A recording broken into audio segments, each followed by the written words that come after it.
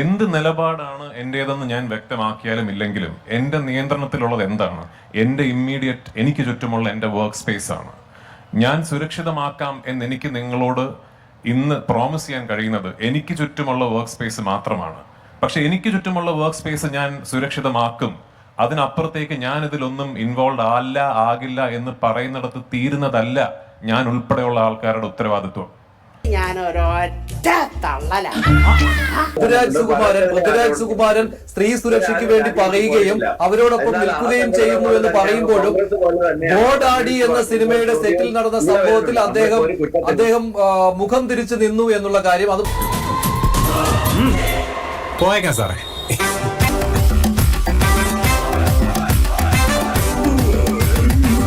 എന്നാലും വെറുതെ ചോദിക്കാം, ഈ കോയമ്പത്തൂർക്കുള്ള ബസ് പോയാലോ?